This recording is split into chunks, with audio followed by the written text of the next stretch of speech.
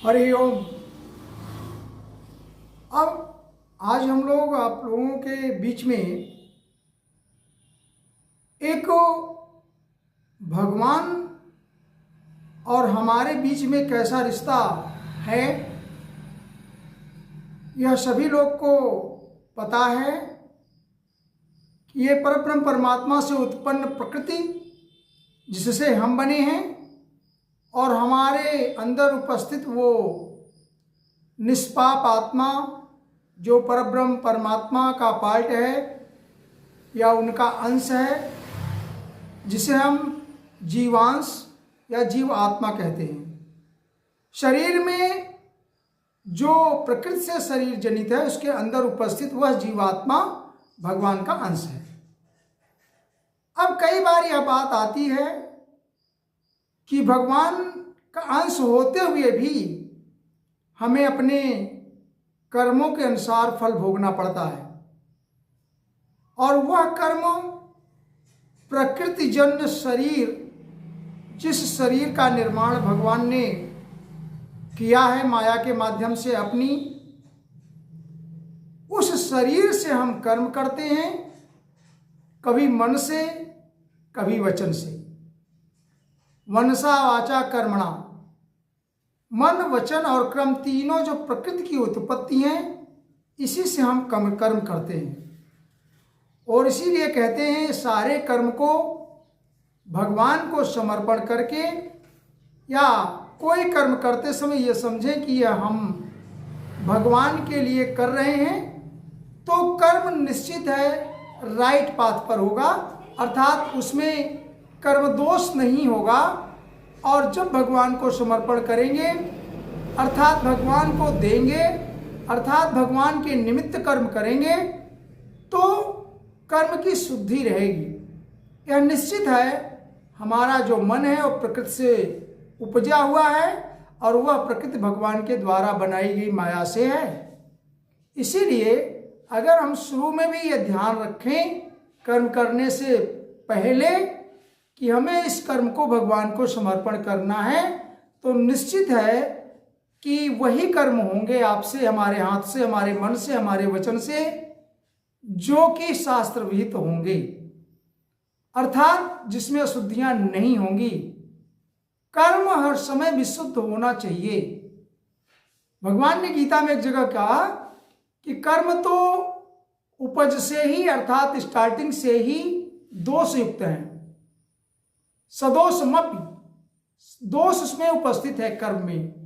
कर्म जैसा भी वो बंधन का कारण बनता है, अर्थात जिस तरह से भगवान ने उदाहरण दिया, गीता में कहा कि जैसे लकड़ी जलने पर धुआं तो रहता है, लकड़ी लाल तप्त होने के पश्चात कोयला बनके राख बनकर के शुद्ध रहती है, लेकिन उससे निकलने वाला धुआं क्या है, वही दोष है।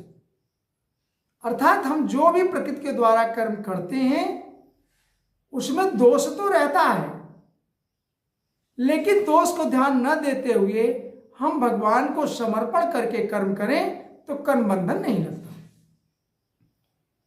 अब यह निश्चित बात है कि वह जीव आत्मा जो परब्रह्म परमात्मा की आत्मा हमारे शरीर के अंदर है, वह समस्त जगत में इक्वल है, अर्थात ओमनी प्रेजेंस। कोई आत्मा ऐसी नहीं है जो एक दूसरे से शुद्ध नहीं हो, या ये कह लें जो आत्मा है वो अनटच्ड है संसार की चीज़ों से, उसमें कोई पाप और पुण्य की बात नहीं होती। ये तो हमारे कहने में अपभ्रंश होने के कारण, अज्ञान होने के कारण हम किसी को उपाधि के तौर पर पुण्य आत्मा और पाप आत्मा कह देते हैं, जबकि आत्मा हर समय अनटच्ड है, अर्लिप्त है, निर्लेप है। उसमें उसके लिए न कोई पुण्य का महत्व है और न पाप का महत्व है। बात अब ये आती है कि भगवान हमारे शरीर के अंदर उपस्थित है, उनकी आत्मा विशुद्ध आत्मा उपस्थित है, और भगवान ने कहा अहम सर्वस्य प्रभवः, सारी चीजें हमने ही पैदा करी है, हमारी उपस्थिति के कारण सब चीजों समस्त में कार्य करती हैं। मम अध्याक्षाणे प्रकृति सूयते सचराचरम, मेरी अध्यक्षता में प्रकृति कार्य करती है। तो बात यह आती है कि सब ईश्वर की इच्छा से, सब ईश्वर की प्रकृति के द्वारा कार्य होता है, तो इसमें गड़बड़ कहां से हो जाता है? जो कर्म बंधन लगता है या जो मनमाने कर्म हो जाते हैं, ये कैसे हो जाते हैं? तो इसके लिए सिर्फ ये है कि हमको परमात्मा का कर्म करते समय उसका ध्यान नहीं रहता, क्योंकि भगवान ने ये कहा गीता में कि मुझे जो जैसा बचता है मैं भी उसे वैसा ही बचता हूं। ऐसा नहीं है आप हमारे पीछे सतत कंटिन्यूअस कर्म करते रहेंगे, चिंतन लगाए रहेंगे, तो ऐसा नहीं मैं आपको ध्यान नहीं करता हूं, मैं तो आपके हृदय में ही उपस्थित हूं। भगवान ने कहा है कि हृदय देशो तिष्ठत अर्जुन, कि मैं सभी जीव में उसके हृदय देश में उपस्थित हूं। अब बात यह आती है कि उपस्थित है तब भी गलत सही होता है, तो इसके लिए ये श्लोक है, ये यथा माम प्रपद्यन्ते तांस तथैव भजाम्यहम्। जो मुझे जैसा भजता है, मुझ में जैसी निष्ठा रखता है, मुझ में जैसा उसकी चेतना रहती है, जिसकी उसकी कंटिन्यूअस रहती है, उसका सतत प्रयास रहता है, वैसे ही तांस तथैव भजाम्यहम्, मैं भी उसे उसी तरह से भजता हूं। अर्थात आप कह सकते हैं गिव और टेक की थ्योरी है, आप हमारे लिए जितना करेंगे उतना हम आपके लिए भी करेंगे, यह भगवान का प्रॉमिस है। इसी तरह से गीता के 9 अध्याय के 29 श्लोक में भी भगवान ने कहा कि हम तो सब में उपस्थित हैं, मैं सब में उपस्थित हूं, मेरा न कोई दोस्त है न कोई दुश्मन है, न मेरे लिए कोई अति प्रिय है, न मैं किसी से द्वेष करता हूं। समोहम सर्वभूतेषु न मद्वेषो न प्रिय, मतलब मैं सब में समान रूप से उपस्थित हूं। समोहम सर्वभूतेषु न मद्वेषो अस्ति न प्रिय, मेरा किसी से न विशेष दुराव है, द्वेष है, और न मुझे कोई बहुत प्रिय है। अगली लाइन में कंडीशन क्या है? ये भजन्ति तु माम भक्ता, जो भजन जो मुझे जिस तरह से भजता है या जो मुझ में चिंतन लगाए रखता है, मैते तेषु चाप्यहम्, वह मुझ में और मैं उसमें उपस्थित होता हूं। अब बात यहां आती है कि भगवान ओमनी प्रेजेंस हैं, सब जगह उपस्थित हैं, सबके अंदर हैं, बाहर हैं, भीतर हैं। हृदय में कहा भगवान ने कि हम सबके हृदय देश में बैठे हुए हैं। ब्राह्मण सर्वभूतानां यंत्रारूढ़ानि माया, माया रूपी यंत्र है आपका शरीर, उसके शरीर के अंदर में उपस्थित हूं। तो 3 कंडीशन हो गई कि आप हमें जैसे हम इक्वल सब जगह उपस्थित हैं, समोहम सर्वभूतेषु, सबके अंदर उतना ही समान भाव से मैं उपस्थित हूं। इस तरह से मानस की लाइनों में भी तुलसीदास जी ने लिखा कि हरि व्यापक सर्वत्र समाना, तो सर्वत्र और समान इक्वालिटी के रूप में सब जगह उपस्थित है भगवान। ओमनी प्रेजेंस है, और उसमें भी ऐसा नहीं है कि कहीं कम और किसी के शरीर में ज्यादा, किसी के यहाँ थोड़ा कम, किसी के यहाँ कुछ ज्यादा, ऐसा नहीं है। सारी जीव में जो जीव की आत्मा है और भगवान की उपस्थिति पूरी प्रकृति में जो है वो इक्वल भाव से है। तो किसी में ज्यादा भक्ति देखी जाती है, किसी में तमोगुण ज्यादा है, किसी में रजोगुण ज्यादा है, या अलग अलग तरह तरह के जो कष्ट हैं या अहंकार हैं, जो प्रकृति के द्वारा प्रदत्त चीजें, उसमें इक्वालिटी नहीं है। एक चीजों में इक्वालिटी है, जो पुरुष तत्व है परब्रह्म का, वह आत्मा, वह इक्वल है। अब डिफरेंसेस कहां से आते हैं? जहां से आपका प्रकृति जुड़ा हुआ है, और उसकी शर्त भगवान ने दे दिया कि आप मुझे किस तरह से भजते हैं।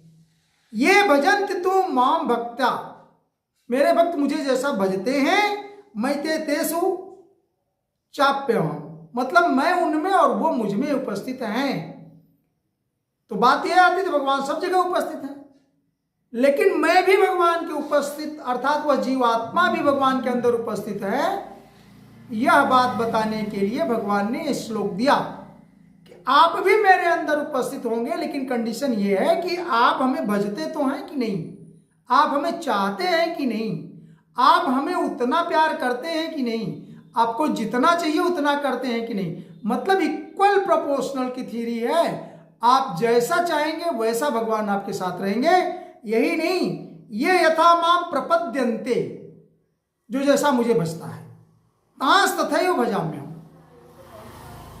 हम आप आशा करते हैं कि भगवान हमारे यहाँ आ जाएं या हम उनके यहाँ चले जाएं, तो आप तीर्थों में चले जाते हैं, भगवान का दर्शन कर लेते हैं, मन्नत मांगते हैं, देवताओं का दर्शन करते हैं और आपकी मन्नत भी पूरी होती है। भगवान की जगह जगह इस श्लोक में आया है, आप जिधर निष्ठा रखेंगे जिस देवता में, भगवान स्वयं ने कहा है कि जिस देवता में आपकी निष्ठा होगी मैं उस देवता में आपकी बुद्धि स्थिर कर देता हूं और मेरे द्वारा ही किए गए विधान के अनुसार आपको अपने सकाम कर्मों का फल मिल जाता है। अर्थात आप प्रयास करते हैं, आप मांगते हैं, आप चाहते हैं, आपको मिल जाता है। फिर भी हमारे अंदर यही दोषारोपण होता है कि हमको ये नहीं मिला, वो नहीं मिला, तो वहां कर्म की थ्योरी आएगी, हमको अपना कर्म का भोग दंड मिलना है। आजकल एक थोड़ा सा नया ट्रेंड चला है कि मंदिरों में थोड़ा सा इस श्रावण के पिछले श्रावण महीने में इस बार तो हमने देखा कि एक ऐसी परंपरा चल पड़ी है जो अभिषेक का मतलब है, जो भगवान को आमंत्रित करने का अर्थ है, वह परंपरा बिगड़ती सी जा रही है। लोग करते क्या है कि भगवान के मंदिरों में जाकर के शिव जी को ललाभिषेक करते हैं, वहां तक तो ठीक है, लेकिन मंदिरों में जाकर रुद्र अभिषेक कर देते हैं और मंदिरों में लंबी भीड़ लगी है, विद्वान के सामने 4-4, 6-6, 10-10 लोग एक साथ बैठ जाते हैं और भगवान को समर्पण कर रहे हैं जल, वहां तक ठीक है। लेकिन जरा आप एक चिंतन करिए, ये परंपरा कहां तक उचित है। जैसे हम आप अपने घरों में किसी को निमंत्रण करके बुलाते हैं या हमें आपको कोई बुलाता है किसी फंक्शन में, वहाँ मेरा वो सादर सत्कार करता है या आपका सत्कार करता है, या आपको कोई किसी फंक्शन में बुलाता है, आपका सत्कार करता है, आपको भोजन पवाता है, आपको सुंदर दान देता है, आप प्रसन्न होते हैं और फिर आपको विदा करता है। इतनी सी बात अगर आप भगवान के लिए ले लें, आप भगवान को कभी तो साल 2 साल में अपने यहाँ बुलाना चाहिए, बुलाते हैं। तो यह जो रुद्राभिषेक है अगर आप अपने घर में करते तो आपने भगवान को आमंत्रण किया, भगवान को बुलाया, भगवान को स्थापना किया, पूजन किया, अभिषेक किया, यह तो उचित आप अपने द्रव्य सामग्री से संस्कार किया। अब भगवान के पूजन के पश्चात जलाभिषेक रुद्राभिषेक बाद उन्हें विदा किया, उनका विसर्जन किया। आपको क्या लगता है कि यह बेहतर है या मंदिर में जाकर के आसानी से बिना किसी आमंत्रण के बुलाए हुए भगवान को सीधे, ये तो ऐसा हुआ जैसे आप बाहर जाएं और असुविधा में हो, व्यवस्था नहीं है, तब तो यह बात चलती है। लेकिन ये परंपरा बन जाए, ये हमें लगता है कि ये वैसा ही है जैसा भगवान ने कहा, यो यथा माम प्रपद्यन्ते, आप जैसा करेंगे वैसा आपको मिलेगा।